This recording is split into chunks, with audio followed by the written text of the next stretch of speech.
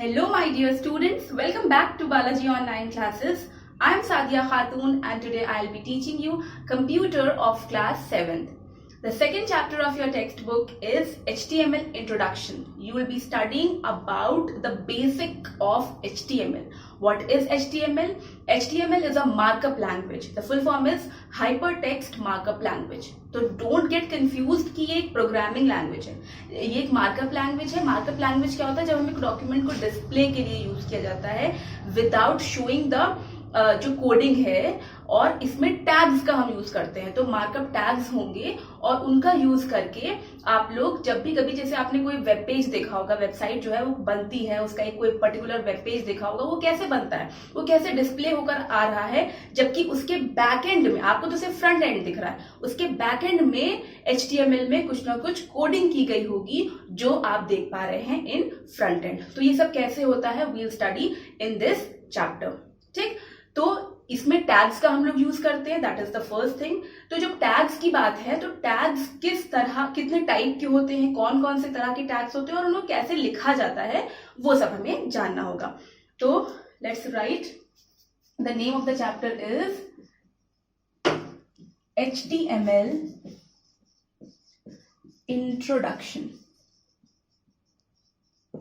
HTML stands for Hypertext Markup Language. अब tags क्या क्या होते हैं? Container tag, then empty tag and then is comment tag.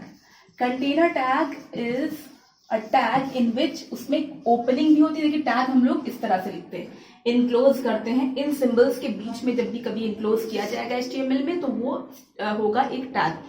तो कंटेनर टैग्स में स्टार्टिंग भी होती है, मतलब कि ऑन, और उसके बाद उसका ऑफ भी होता है, और ऑफ इस तरह से किया जाता है. फॉर एग्जाम्पल अगर मैंने HTML लिया तो we'll write HTML and then we have to close HTML also. अगर हम क्लोज नहीं करेंगे तो there will be an error and the program will not get executed. तो इस तरह के टैग्स होते हैं कंटेनर टैग, जिसमें ओपनिंग और क्लोजिंग दोनों होती है. क्लोजिंग के लिए ये सिंबल हम लोग यूज करते हैं. बट अगर कोई ऐसा टैग है जिसमें क्लोजिंग की जरूरत नहीं है, सिर्फ ओपनिंग कर दिया, मतलब वो सिर्फ सिंगल टैग होता है, उस टाइप के टैग्स होते हैं एम्प्टी टैग. फॉर एग्जाम्पल जैसे HR, ठीक. और कमेंट टैग को लिखने के लिए हम लोग ये एक्सक्लेमेशन का सिंबल लगाते हैं, और फिर जो भी मुझे कमेंट लिखना है वो लिखूंगी और उसके बाद इसको क्लोज कर दूंगी. तो इस तरह से होता है comment tag. Now you need to know the basic structure of writing any HTML document. तो जब हम लोग स्टार्ट करते हैं, सबसे पहले क्या लिखा जाता है, कौन सा टैग लिखा जाता है, फिर हम लोग किस टाइप से उसमें मूव करते हैं, और क्या क्या उसके कंपोनेंट्स या क्या क्या सेगमेंट्स होते हैं.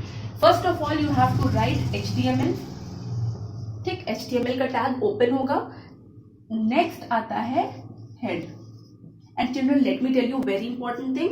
HTML is not a case sensitive language. और case sensitive language का मतलब ये होता है कि आप इस HTML को चाहे अपर केस में लिखिए चाहे लोअर केस में लिखिए. Upper case and lower case हम लोग कंप्यूटर में जब बोलते हैं, इसका मतलब चाहे आप कैपिटल लेटर्स में लिखिए या स्मॉल लेटर्स में लिखिए, एरर नहीं आएगा. ठीक, तो आप इस HTML को पूरा कैपिटल में भी लिख सकते हैं, स्मॉल में भी लिख सकते हैं. It's totally your choice. ठीक, तो ये केस सेंसिटिव नहीं है. हेड हो गया, और हेड के अंदर आता है टाइटल. जो भी हमारे पेज का टाइटल होगा वो आता है हेड के अंदर. ठीक, टाइटल सपोज मुझे देना है माय कंप्यूटर क्लास. ठीक, तो मैंने यहां लिख दिया, टाइटल में होगा माय कंप्यूटर क्लास. ठीक, और टाइटल भी एक कंटेनर टैग है, तो it will also get closed. यहां पर मैंने टाइटल को क्लोज कर दिया. हेड का पार्ट फिनिश हो गया, हेड में टाइटल आ गया, तो अब आप हेड को क्लोज कर देंगे क्योंकि हेड भी एक कंटेनर टैग है. ओके, नेक्स्ट हम लोग अब इसका बॉडी टैग ओपन करेंगे. बॉडी टैग में आपको जो भी चीजें लिखनी है, सपोज मुझे कुछ भी एंटर करना था, तब मैंने टाइप कर दिया, और उसके बाद बॉडी टैग को भी क्लोज कर दिया जाएगा. अब देखिए बॉडी टैग यहाँ क्लोज हो चुका है, टाइटल यहीं पर क्लोज हो गया था, हेड भी यहाँ क्लोज हो गया. अभी क्या नहीं क्लोज हुआ है? HTML टैग नहीं क्लोज हुआ, और HTML भी क्लोज करना पड़ेगा because it is also a container tag. और इस तरह से HTML भी लास्ट में क्लोज हो गया. तो इस तरह से एक बेसिक स्ट्रक्चर होता है जब भी कभी हमें एक HTML डॉक्यूमेंट लिखनी होती है. So children, if you want to create your own web page, what all things do you need? आपको क्या क्या चीजों की जरूरत होती है, कुछ ज्यादा चीजों की जरूरत नहीं, you just need 2 things. First is any HTML editor. Editor मतलब जहां पर आप टाइपिंग करेंगे, जहां पर आप ये पूरा HTML का डॉक्यूमेंट या स्ट्रक्चर जो है आप लिखेंगे, तो वो नोटपैड भी हो सकता है, it can be notepad plus plus, it can be visual studio, ठीक, या फिर अडोब ड्रीमवीवर। इस टाइप से आप अपना कोई एक HTML एडिटर सेलेक्ट कर लीजिए, नोटपैड आप सेलेक्ट कर सकते हैं। और उसके बाद आपके पास एक वेब ब्राउजर होना चाहिए जिस पर आप इस प्रोग्राम को रन करेंगे और देखेंगे कि आउटपुट अगर हम ब्राउजर पे देखें तो कैसा आउटपुट आएगा। तो आप वेब ब्राउजर कोई भी ले सकते हैं, it can be internet explorer, it can be Google Chrome या फिर Mozilla Firefox, it's your choice, ठीक। नेक्स्ट टॉपिक इज दैट, अभी तो मैंने कंटेनर टैग्स के बारे में आपको बताया, लाइक HTML भी कंटेनर टैग है, हेड भी कंटेनर टैग है, टाइटल कंटेनर टैग है, बॉडी कंटेनर टैग है, बट एम्प्टी टैग्स के बारे में भी आपने नहीं पढ़ा है और बहुत सारे एग्जांपल्स एम्प्टी टैग्स के भी हैं। तो एम्प्टी टैग्स में क्या क्या आता है, let me tell you the example of empty tag.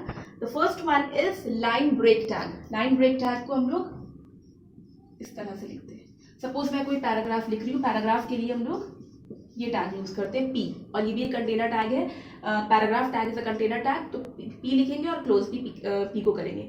तो सपोज मैंने पैराग्राफ स्टार्ट किया और फर्स्ट लाइन मैंने लिखी कि माय नेम इज सादिया खातून, ठीक, बट मुझे इसके बाद लाइन नेक्स्ट लाइन पे बुलाना है, मुझे अपनी जो नेक्स्ट लाइन लिखनी है वो इसके बाद इस लाइन से स्टार्ट करनी है। तो मैं क्या करूंगी, यहाँ पर मैंने फुल स्टॉप लगा दिया और उसके बाद मैं यहाँ पर लाइन ब्रेक का टैग लगा दूंगी, ठीक, इस तरह से।